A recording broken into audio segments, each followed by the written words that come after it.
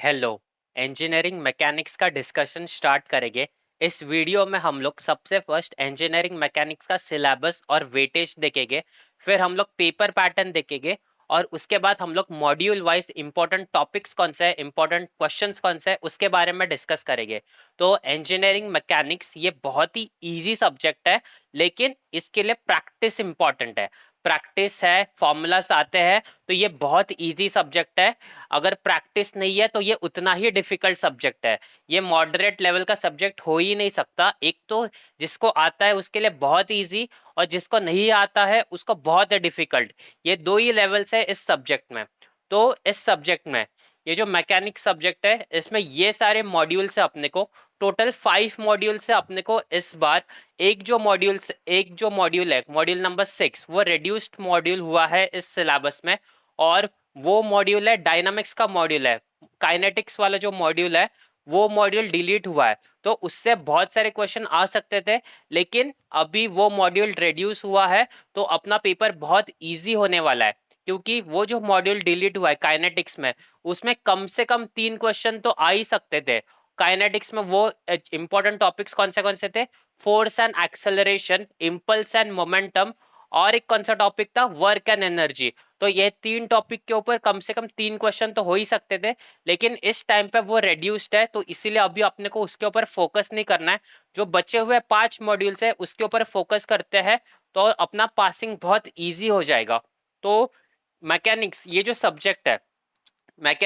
Subject है, ये divide होता है, स्टैटिक्स में डिवाइड होता है। सबसे फर्स्ट मैकेनिक्स में स्टैटिक्स आता है, और मैकेनिक्स का सेकंड पार्ट होता है डायनामिक्स। तो ये 2 पार्ट में मैकेनिक्स ये जो सब्जेक्ट है ये डिवाइड होता है। तो इसको ऐसा लिखते हैं, एक होता है स्टैटिक्स और एक है डायनामिक्स। इसमें जो स्टैटिक्स वाला पार्ट है, स्टैटिक्स वाला पार्ट अभी के पेपर में अपने को बहुत ज्यादा वेटेज होने वाला है, क्योंकि स्टैटिक्स के मॉड्यूल सारे स्टैटिक्स के मॉड्यूल है, और डायनामिक्स का एक मॉड्यूल रिड्यूस हुआ है, तो डायनामिक्स का वेटेज कम होने वाला है।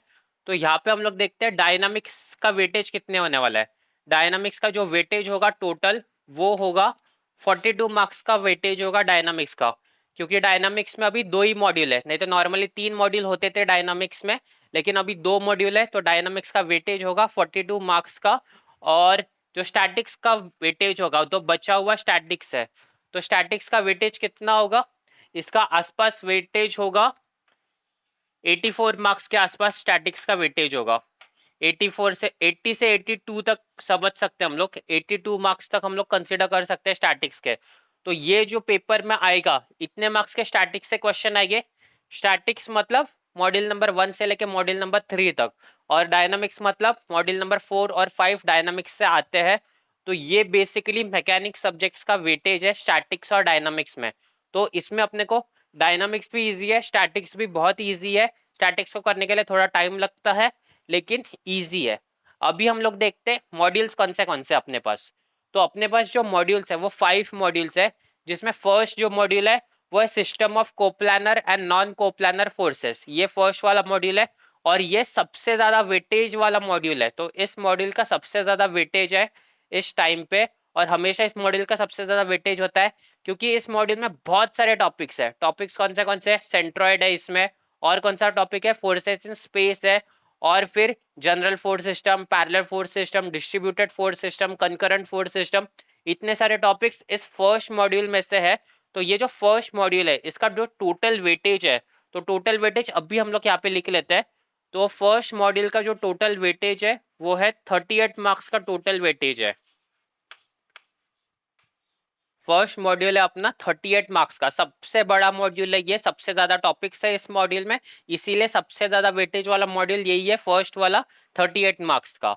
और उसके बाद सेकेंड मॉड्यूल है अपना इक्विलिब्रियम, थर्ड मॉड्यूल है अपना फ्रिक्शन। तो जो सेकेंड मॉड्यूल का जो वेटेज है वो कितना है? सेकेंड मॉड्यूल का वेटेज है यहाँ पे 22 मार्क्स का वेटेज है। इक्विलिब्रियम में क्या होता है? इक्विलिब्रियम के क्वेश्चंस होते हैं, लैमेस थ्योरम यूज करना पड़ता है, और उसके बाद एक सपोर्ट रिएक्शन है। तो वो दो टॉपिक्स इस मॉड्यूल में है, जो कि 22 मार्क्स से क्वेश्चन आएंगे इस मॉड्यूल से, मॉड्यूल नंबर 2 इक्विलिब्रियम। उसके बाद मॉड्यूल नंबर 3 है अपना फ्रिक्शन वाला। तो फ्रिक्शन वाला जो मॉड्यूल है उसका जो वेटेज है वो भी 22 मार्क्स का इसका वेटेज है, इसका भी वेटेज 22 मार्क्स का है। और इसमें क्वेश्चंस फ्रिक्शन के बहुत सारे टाइप्स होते हैं तो उसके ऊपर क्वेश्चंस आएंगे, जैसे लैडर फ्रिक्शन के ऊपर क्वेश्चन आ सकता है, वेज फ्रिक्शन के ऊपर क्वेश्चन आ सकता है, डायनामिक फ्रिक्शन के ऊपर क्वेश्चन आ सकता है। तो ऐसे फ्रिक्शन के ऊपर क्वेश्चंस आ सकते हैं और आएंगे डेफिनेटली क्वेश्चन पेपर में। इसके बाद अभी ये जो फर्स्ट 3 मॉड्यूल्स है ना, ये जो फर्स्ट 3 मॉड्यूल्स है तो ये स्टैटिक्स में कंसिडर होता है। मॉड्यूल नंबर 1 2 3 स्टैटिक्स में कंसिडर होता है। तो यहाँ पे काउंट करेंगे हम लोग 22 + 22 44, 44 + 38 वो कितना होता है, 44 + 38 82 मार्क्स होता है, वो 82 मार्क्स होता है। तो यहाँ पे हम लोग ने 82 मार्क्स से लिखा है। तो ये फर्स्ट 3 मॉड्यूल्स का वेटेज है जो कि स्टैटिक्स के ऊपर डिपेंड है। इसके बाद डायनामिक्स वाले मॉड्यूल कौन से है, डायनामिक्स वाले मॉड्यूल है ये 2 module, kinematics of rigid body, इसको आईसीआर भी बोलते हैं, इंस्टेंटेनियस सेंटर ऑफ रोटेशन। तो ये जो मॉड्यूल है ये मॉड्यूल के ऊपर भी क्वेश्चंस आते हैं, कम से कम 2 क्वेश्चन तो आएंगे इस मॉड्यूल से। और इस मॉड्यूल का जो वेटेज है वो है 20 मार्क्स का, इस मॉड्यूल का वेटेज है। मैकेनिक्स में ये सबसे इंपॉर्टेंट मॉड्यूल है और इजी मॉड्यूल है, कम से कम 2 क्वेश्चंस तो आ ही सकते हैं इस मॉड्यूल से। तो ये मॉड्यूल का वेटेज है 20 मार्क्स। उसके बाद लास्ट वाला जो अपने को मॉड्यूल है काइनामेटिक्स ऑफ पार्टिकल, इस मॉड्यूल का जो वेटेज है वो है 22 मार्क्स का, इसका वेटेज है।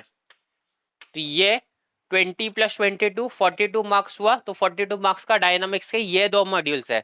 उसके बाद अभी काइनेटिक्स ऑफ पार्टिकल में क्वेश्चंस कौन से आते हैं, इसमें क्वेश्चन आते हैं कर्वीलिनियर मोशन के क्वेश्चन आ सकता है, उसके बाद मोशन कर्व्स है इसमें, इसके बाद प्रोजेक्टाइल मोशन है और एक टॉपिक है रेक्टिलिनियर मोशन। तो ये 4 टॉपिक से इसमें क्वेश्चन आ सकते हैं और इसमें सिर्फ एक ही टॉपिक है आईसीआर, उसके ऊपर ही क्वेश्चन आ सकते हैं। तो दोनों मॉड्यूल्स में से हम लोग कंपेयर करेंगे। तो अपने को प्रिपेयर करने के लिए सबसे फर्स्ट ये मॉड्यूल इजी पड़ेगा, अपना फास्ट प्रिपेयर हो जाएगा। और इस मॉड्यूल में अपने को 4 टॉपिक्स प्रिपेयर करने हैं, उसके बाद ये अपना कंप्लीट मॉड्यूल प्रिपेयर होगा। 4 टॉपिक्स कौन से curvilinear motion, motion curves, projectile motion और रेक्टिलिनियर मोशन। तो ये 4 टॉपिक्स इस मॉड्यूल में, इसमें सिर्फ सिंगल टॉपिक है आईसीआर करके। तो ये है अपना complete statics dynamics complete mechanics का पेपर है। ऑप्शंस के साथ ये जो पेपर है वो 120 प्लस मार्क्स का होता है।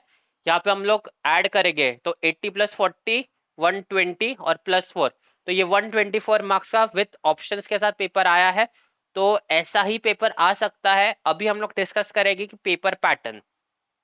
तो ये हुआ अपना सिलेबस, वेटेज और स्टैटिक्स डायनामिक्स। अभी हम लोग मैकेनिक्स का पेपर पैटर्न डिस्कस करते हैं। पेपर पैटर्न में अपने को सबसे फर्स्ट क्वेश्चन नंबर 1 अटेम्प्ट करना है। तो क्वेश्चन नंबर 1 में क्या आ सकता है, क्वेश्चन नंबर 1 ऐसा होता है।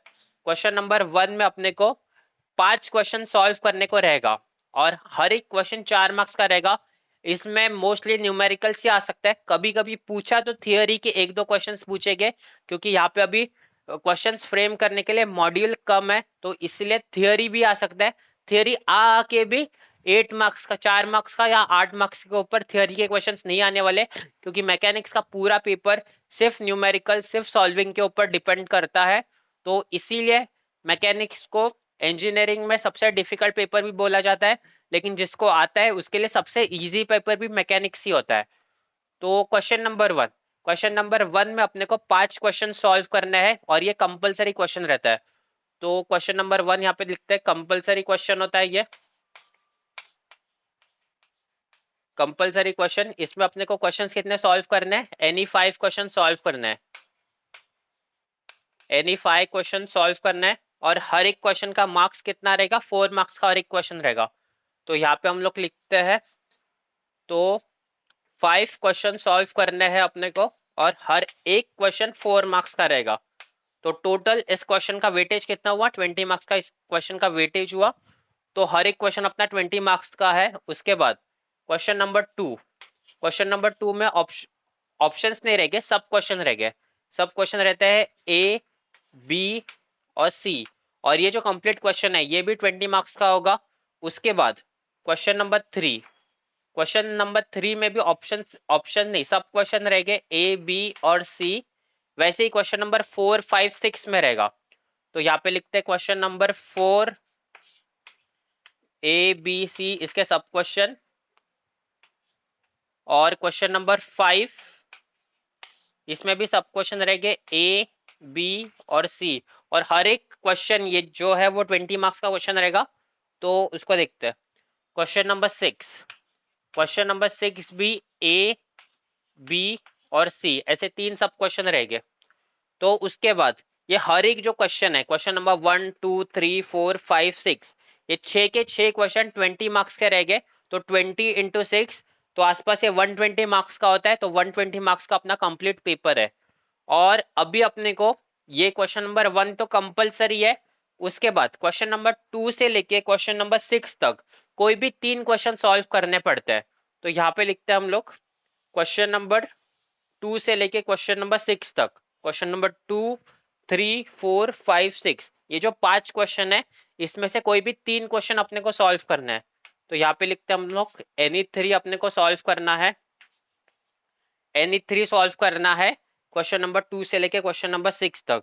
हम लोग चूज कौन से क्वेश्चन कर सकते हैं। सपोज हम लोग चूज करते हैं question number 2, question number 4, question number 5, ये हम लोग चूज कर सकते हैं। तो ऐसे कोई भी 3 क्वेश्चन अपने को चूज करना होता है सॉल्व करने के लिए।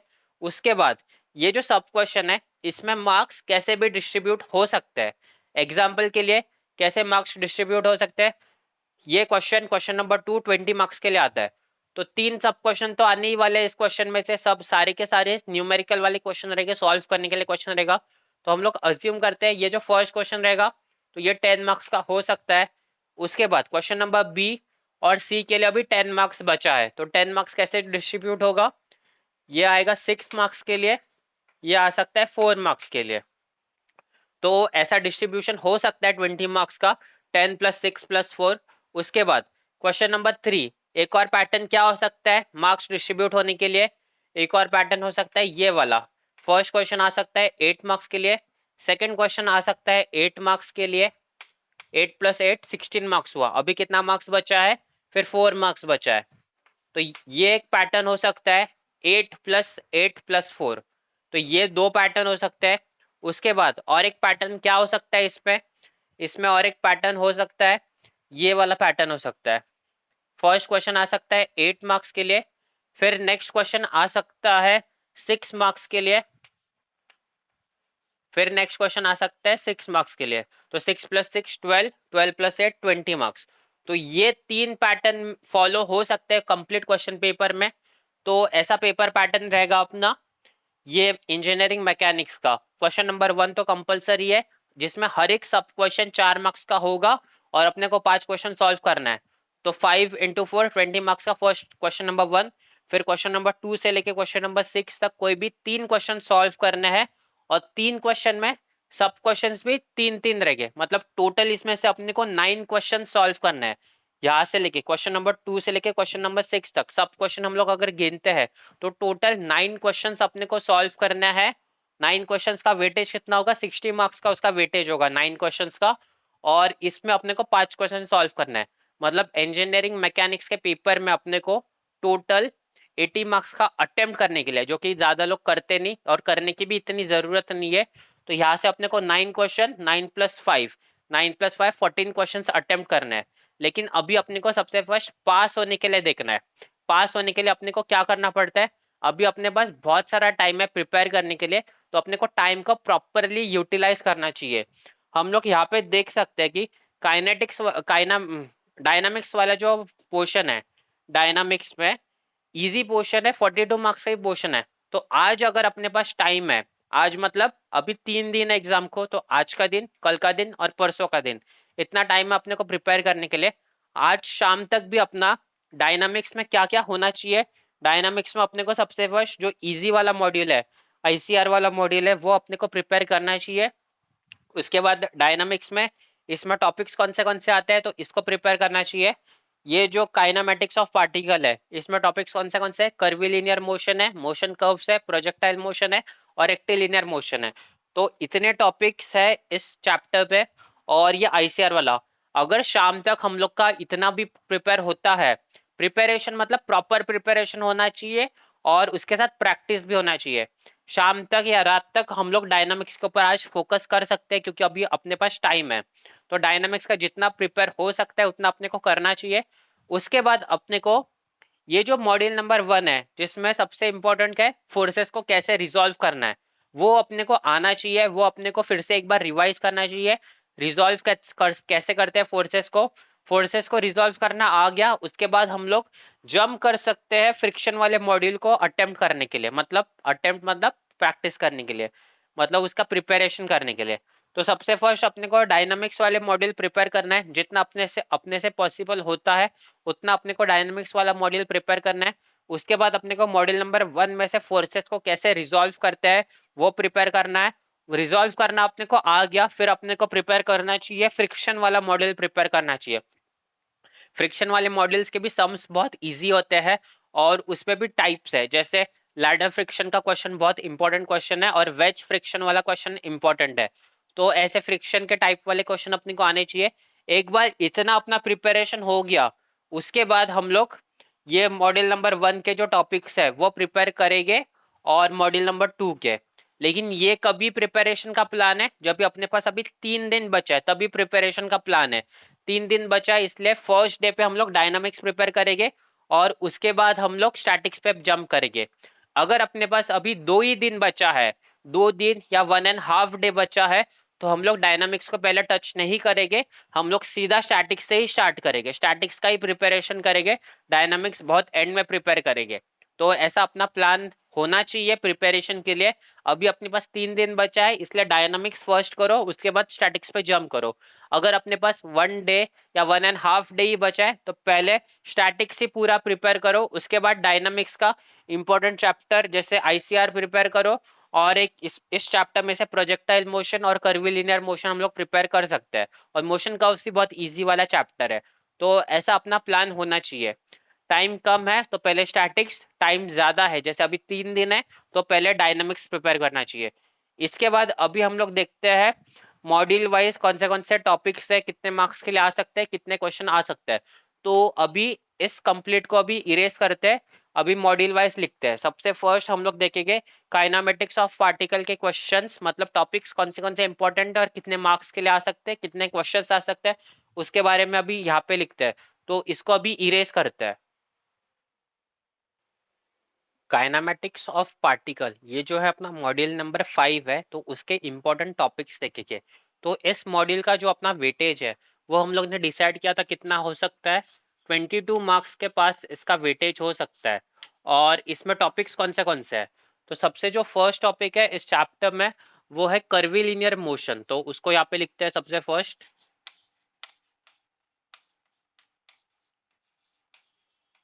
कर्विलिनियर मोशन सबसे फर्स्ट टॉपिक है। और इसमें क्वेश्चंस कितने एक्सपेक्टेड है, इसमें 2 क्वेश्चंस एक्सपेक्टेड है। तो एक क्वेश्चन आ सकता है 4 मार्क्स के लिए और दूसरा क्वेश्चन आ सकता है 6 मार्क्स के लिए। तो टोटल 10 मार्क्स का वेटेज हो सकता है इस कर्विलिनियर मोशन का। इसके बाद नेक्स्ट टॉपिक कौन सा है इस चैप्टर में, नेक्स्ट टॉपिक है इस चैप्टर में मोशन कर्व्स।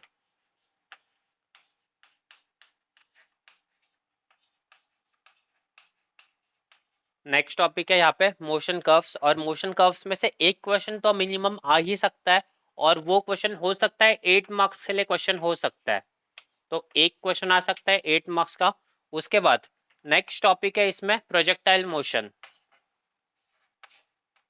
प्रोजेक्टाइल मोशन भी बहुत सिंपल सा टॉपिक है और उसमें से फॉर्मूलास लगते हैं। फॉर्मूलास अपने को आ गया तो वो प्रोजेक्टाइल मोशन बहुत इजी वाला चैप्टर है।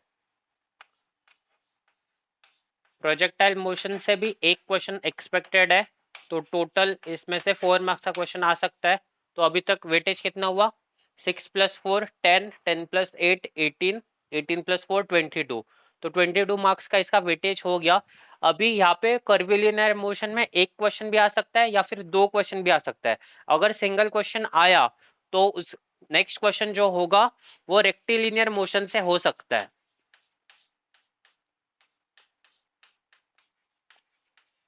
रेक्टिलिनियर मोशन से क्वेश्चन हो सकता है अगर कर्विलिनियर से सिंगल क्वेश्चन आया तो। ये जो मार्क्स डिस्ट्रीब्यूशन है ये चेंज भी हो सकता है। ये मोशन कर्व्स कभी कभी 4 मार्क के लिए भी क्वेश्चन आ सकता है और उसकी जगह पे रेक्टिलिनियर मोशन आ जाएगा फिर बचे हुए मार्क्स में से। तो ऐसा डिस्ट्रीब्यूशन है इस मॉड्यूल नंबर 5 का। इसके बाद नेक्स्ट मॉड्यूल कौन सा अपना, kinematics of rigid body, ICR वाला जो मॉड्यूल है, तो उसके बारे में भी यहाँ पे लिखता है। तो नेक्स्ट जो मॉड्यूल है, मॉड्यूल नंबर 4 है अपना, काइनामेटिक्स ऑफ रिजिड बॉडी। इसका जो वेटेज है इस मॉड्यूल का, वो वेटेज है 20 मार्क्स का, इस मॉड्यूल का वेटेज है। और इस मॉड्यूल में सिर्फ एक ही टॉपिक है, इस मॉड्यूल में एक ही इंपॉर्टेंट टॉपिक है, और वो टॉपिक कौन सा है, आईसीआर। आईसीआर एक ही टॉपिक है, तो आईसीआर से ही सिर्फ 20 मार्क्स का वेटेज बन सकता है। कैसे बन सकता है, एक क्वेश्चन आ सकता है, थियोरी का क्वेश्चन आ सकता है, या फिर थियोरी का क्वेश्चन नहीं भी आ सकता है। थियोरी का क्वेश्चन आएगा तो वो 4 मार्क्स के लिए क्वेश्चन नंबर 1 में आ सकता है। और दो क्वेश्चन तो फिक्स है इस चैप्टर में से, दो क्वेश्चन तो आने ही वाले हैं न्यूमेरिकल्स वाले, तो वो दो क्वेश्चन बन सकते हैं 8+8। तो 8+8 16 हुआ, 16+4 20 मार्क्स का, इस चैप्टर का वेटेज हुआ 20 मार्क्स। तो ये है अपना कंप्लीट डायनामिक्स। अभी के रेड्यूस सिलेबस पे इतने ही टॉपिक्स है डायनामिक्स में। डायनामिक्स में जो काइनेटिक्स वाला पार्ट है, जिसमें 3 न्यूमेरिकल्स फिक्स रहते थे पहले के सिलेबस में, वो अभी नहीं आने वाले, क्योंकि रेड्यूस सिलेबस में काइनेटिक्स में force and acceleration, work and energy और इम्पल्स एंड मोमेंटम, इसके 3 न्यूमेरिकल्स रहते ही थे क्वेश्चन पेपर में। लेकिन अभी तो ये रिड्यूस्ड है, तो इतने ही डायनामिक्स का पार्ट है, तो डायनामिक्स में इतना है। इसके बाद हम लोग देखेंगे मॉड्यूल नंबर 3। मॉड्यूल नंबर 3 कौन सा है, मॉड्यूल नंबर 3 है फ्रिक्शन वाला मॉड्यूल। फ्रिक्शन वाला मॉड्यूल का वेटेज कितना है, फ्रिक्शन वाला मॉड्यूल का वेटेज है इतना ही, वेटेज है इसका भी 22 मार्क्स का वेटेज है फ्रिक्शन वाले मॉड्यूल का, 22 मार्क्स का। फ्रिक्शन वाले मॉड्यूल में टॉपिक्स क्या होता है, एक तो वेज फ्रिक्शन होता है, लैडर फ्रिक्शन होता है, और सिंपल फ्रिक्शन, डायनामिक फ्रिक्शन और स्टैटिक फ्रिक्शन। तो ऐसे ऐसे टॉपिक्स है इसमें। और इसमें क्वेश्चंस कितने एक्सपेक्टेड है, तो 22 मार्क्स को डिस्ट्रीब्यूट करना है। तो कम से कम 2 या 3 न्यूमेरिकल तो आ ही सकते हैं, 2 न्यूमेरिकल तो आ ही सकते हैं इस चैप्टर में से। तो एक थियोरी का क्वेश्चन आया भी, तो थियोरी का क्वेश्चन के चांसेस बहुत ही कम है। एक तरह से पकड़ो ही मत, थियोरी के क्वेश्चंस आने वाले, सिर्फ न्यूमेरिकल्स आने वाले, ऐसा समझ के पेपर को जाना है अपने को, क्योंकि न्यूमेरिकल्स ही क्वेश्चन आते हैं। अगर थियोरी पकड़ते भी है तो भी एक क्वेश्चन आ सकता है 4 मार्क्स के लिए, एक क्वेश्चन आ सकता है न्यूमेरिकल 10 मार्क्स के लिए। तो ये कितना हुआ, 4+8, 4+10 14, वेटेज कितना है 22, तो अभी बचा कितना, +8 मार्क्स। तो टोटल इतना 3 क्वेश्चन एक्सपेक्टेड है, 3 में से एक क्वेश्चन न्यूमेरिकल हो भी सकता है, एक क्वेश्चन थियोरी हो भी सकता है, नहीं भी सकता है। तो 10 मार्क्स का एक न्यूमेरिकल और 8 मार्क्स का एक न्यूमेरिकल, तो ऐसा हम लोग अज्यूम करके चलते हैं कि इतना आएगा। और इसके बाद कौन सा चैप्टर है अपना, इसके बाद अपना है इक्विलिब्रियम वाला चैप्टर। तो उसको अभी यहाँ पे लिखेंगे, और उसके बाद मॉड्यूल नंबर 1। तो यहाँ से यहाँ तक अपना हुआ डायनामिक्स, और यहाँ से अपना है स्टैटिक्स। स्टैटिक्स में फ्रिक्शन इंपॉर्टेंट है। इसके बाद अभी हम लोग यहाँ पे लिखेंगे फर्स्ट चैप्टर और सेकंड चैप्टर का इंपॉर्टेंस देखेंगे। अभी हम लोग देखेंगे मॉड्यूल नंबर 2, इक्विलिब्रियम वाला जो मॉड्यूल है उसके टॉपिक्स। तो सेकंड मॉड्यूल अपना कौन सा है, सेकंड मॉड्यूल है अपना इक्विलिब्रियम ऑफ बीम्स। तो ये मॉड्यूल है अपना, तो इसको यहाँ पे लिखते हैं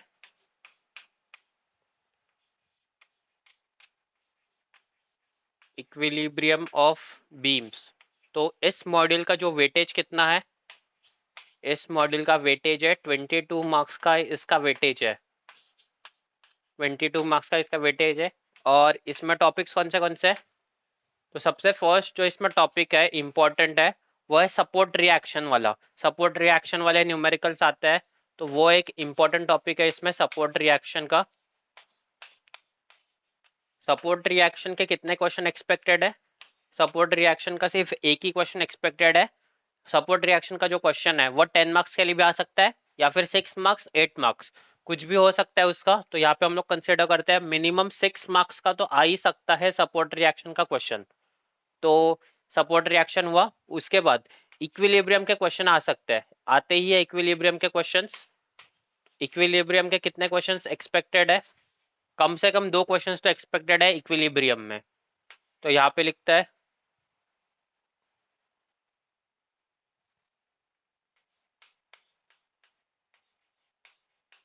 कम से कम 2 क्वेश्चन तो एक्सपेक्टेड है इक्विलिब्रियम इस चैप्टर से। और अभी अपना कितने मार्क्स बचे? 6 मार्क्स हुआ है अपने को, 22 मार्क्स का इसका वेटेज है। तो यहाँ पे हो सकता है 4 + 6 + 6, तो कम से कम 2 क्वेश्चन तो आ ही सकते हैं 6 मार्क्स के। और ये जो 4 मार्क्स का क्वेश्चन है वो क्वेश्चन नंबर 1 में आ सकता है, सिंपल सा क्वेश्चन। तो ये इक्विलिब्रियम चैप्टर से हुआ। तो ये मॉड्यूल नंबर 2। उसके बाद अपना मॉड्यूल नंबर 1। मॉड्यूल नंबर 1 यहाँ पे सबसे ज़्यादा इंपॉर्टेंट मॉड्यूल है स्टैटिक्स में, और सबसे ज़्यादा वेटेज वाला मॉड्यूल है। मॉड्यूल का नेम क्या है? System of coplanar and non coplanar forces.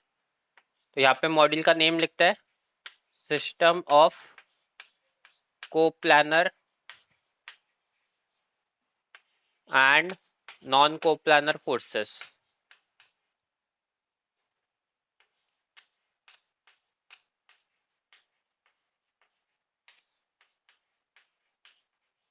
इस जो मॉड्यूल है, ये जो मॉड्यूल नंबर 1 है, इसका टोटल वेटेज कितना है? इसका टोटल वेटेज है 38 मार्क्स का, इसका टोटल वेटेज है। और इसमें टॉपिक्स कौन से है? तो सबसे फर्स्ट जो इम्पोर्टेंट टॉपिक है इस मॉड्यूल में वो है सेंट्रॉइड वाला। तो सेंट्रॉइड सबसे ज़्यादा इम्पोर्टेंट टॉपिक है इस मॉड्यूल में, जो कि क्वेश्चन आते ही है। और इसमें इस मॉड्यूल में अपने को सबसे वो resolution of forces, resultant find करना और रेजोल्यूशन ऑफ फोर्सेस सीखना पड़ेगा। तो सेंट्रॉइड एक इम्पॉर्टेंट है। सेंट्रॉइड तो अलग ही है इस सब से, लेकिन सेंट्रॉइड के 2 क्वेश्चंस एक्सपेक्टेड है, कम से कम 2 क्वेश्चन एक्सपेक्टेड है सेंट्रॉइड के। तो यहाँ पे 8 + 8, तो टोटल सेंट्रॉइड का वेटेज हुआ 16 मार्क्स का। यहाँ पे सेंट्रॉइड का क्वेश्चन एक तो 10 मार्क्स और 6 मार्क्स के लिए भी आ सकता है, या फिर 2 6 मार्क्स वाले क्वेश्चन भी आ सकता है, तो वो कैसे भी हो सकता है। लेकिन 2 क्वेश्चन तो रहने वाले हैं सेंट्रॉइड के 8 + 8 मार्क्स के। उसके बाद सेंट्रॉइड के बाद जो इम्पोर्टेंट टॉपिक है वो है ये नॉन कोप्लानर फोर्सेस के लिए, मतलब फोर्सेस इन स्पेस वाला जो टॉपिक है, फोर्सेस इन स्पेस वाला जो टॉपिक है वो एक इम्पोर्टेंट टॉपिक है।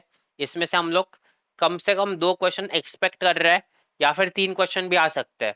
तो टोटल इसका जो वेटेज होगा वो 12 मार्क्स का इसका वेटेज होगा, जिसमें 6 + 6 हो सकता है, वही हो सकता है 6 + 6, या फिर 8 8, एक क्वेश्चन सिंगल क्वेश्चन 8 मार्क्स का और दूसरा क्वेश्चन 4 मार्क्स का। तो 12 मार्क्स का इसका वेटेज है। तो यहाँ पे हम लोग लिखते हैं 4 मार्क्स के 3 क्वेश्चन। तो ऐसा इसका डिस्ट्रीब्यूशन है। ये कंपलसरी नहीं है, 8 मार्क्स का एक क्वेश्चन और दूसरा क्वेश्चन 4 मार्क्स के लिए भी हो सकता है, या फिर दोनों क्वेश्चन 6 मार्क्स के लिए हो सकता है। तो कंप्लीट कम से कम 2 न्यूमेरिकल्स तो आने ही वाले फोर्सेस इन स्पेस से। तो ये इसका डिस्ट्रीब्यूशन, सेंट्रॉइड हुआ, फोर्सेस इन स्पेस हुआ। तो अभी तक यहाँ पे कितना मार्क्स का वेटेज हुआ है? 8 + 8 16, 16 + 12, 16 + 12 कितना होता है? 28 मार्क्स हो चुका है अभी तक। और टोटल वेटेज कितना है इसका? 38 मार्क्स का वेटेज है, मतलब 10 मार्क्स के क्वेश्चन बाकी है। 10 मार्क्स के क्वेश्चन के लिए क्या आ सकता है? एक तो आ सकता है कंकरेंट फोर्स सिस्टम, तो वो आ सकता है कंकरेंट फोर्स सिस्टम, या फिर पैरेलल फोर्स सिस्टम, या फिर जनरल फोर्स सिस्टम, या फिर डिस्ट्रीब्यूटेड फोर्स सिस्टम।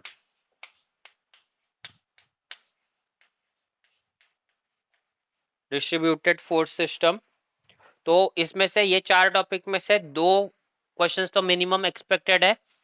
एक क्वेश्चन आएगा 4 मार्क्स के लिए, दूसरा क्वेश्चन आएगा 6 मार्क्स के लिए। तो ऐसा इसका वेटेज है। और हमेशा पहले के पेपर्स में कंकरेंट फोर्स सिस्टम के ऊपर एक फिक्स क्वेश्चन रहता था, हमेशा क्वेश्चन नंबर 1 में 4 मार्क्स के लिए, और बाकी पैरेलल, जनरल और डिस्ट्रीब्यूट में से एक क्वेश्चन 6 मार्क्स के लिए। तो ये कंप्लीट वेटेज मार्क्स डिस्ट्रीब्यूशन है अपना इंजीनियरिंग मैकेनिक्स इस पेपर का। तो यहाँ पे सारे मॉड्यूल्स का गिवन है डिस्ट्रीब्यूशन।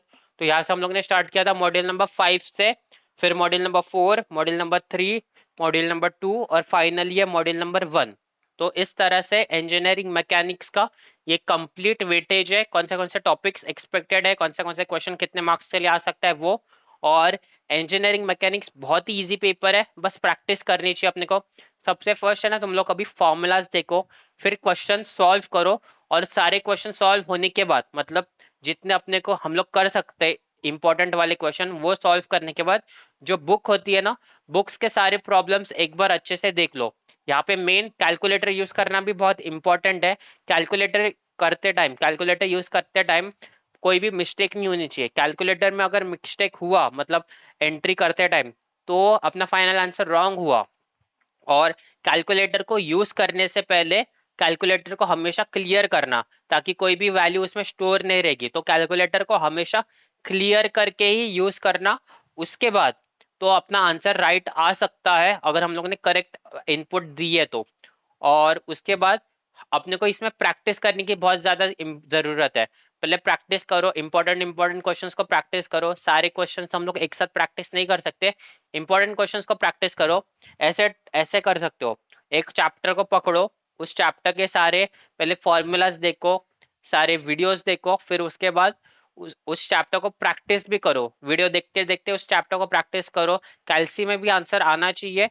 और वो होने के बाद जो टेक्स्ट बुक होती है, टेक्स्ट बुक के उस चैप्टर के सारे न्यूमेरिकल्स एक बार ऊपर ऊपर से देखना। और न्यूमेरिकल्स देखते टाइम कैलसी से भी सॉल्व करके देखना कि वो ही आंसर सेम मैच हो रहा है या नहीं। तो इस तरह से अपने को प्रिपेयर करना चाहिए। और एक मॉड्यूल का ज्यादा टाइम देना नहीं चाहिए।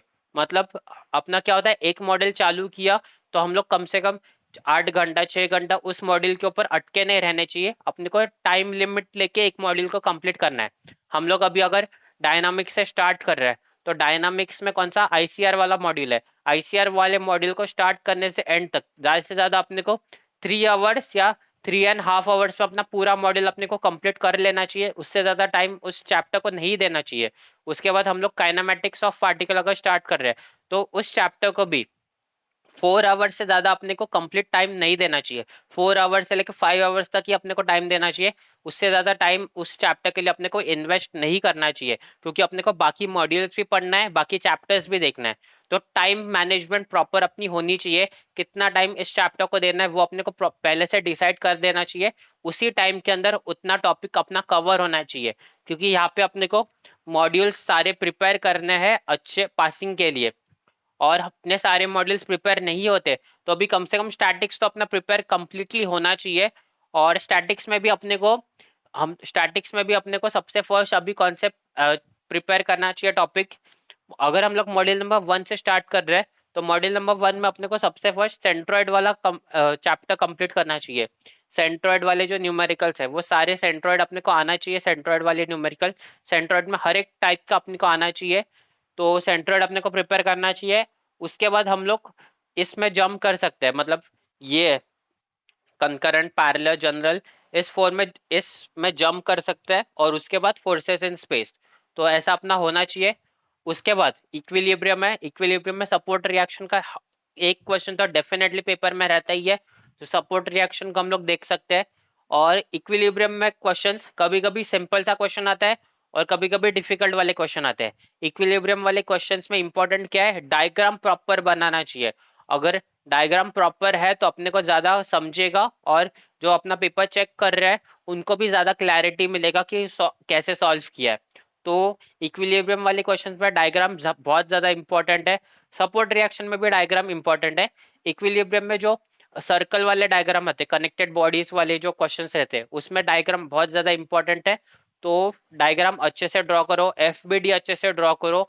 फिर अपना सॉल्व करने के लिए अपने को ज्यादा मेहनत नहीं करना पड़ेगा, क्योंकि अपने को सामने सामने दिखेगा क्या सॉल्व करना है। तो इस तरह से अपने को प्रिपेयर करना है इंजीनियरिंग मैकेनिक्स। अभी ये होने के बाद अपना कॉलेज स्टार्ट होने वाला है। तो उसके लिए सेमेस्टर 3 के ऑनलाइन बैचेस स्टार्ट हो रहे हैं। तो सेमेस्टर 3 के ऑनलाइन बैचेस को ज्वाइन करने के लिए नीचे डिस्क्रिप्शन में जो लिंक है वहां से हम लोग ज्वाइन कर सकते हैं। पर सब्जेक्ट की उसमें फीस होगी, और उसमें नीचे डिस्क्रिप्शन में और फॉर्म के अंदर मेंशन है कौन से ब्रांचेस है, कौन से सब्जेक्ट्स अवेलेबल है। तो वहां से उसको ज्वाइन कर सकते हो। इस वीडियो को लाइक करना, चैनल को सब्सक्राइब करना। Thank you so much.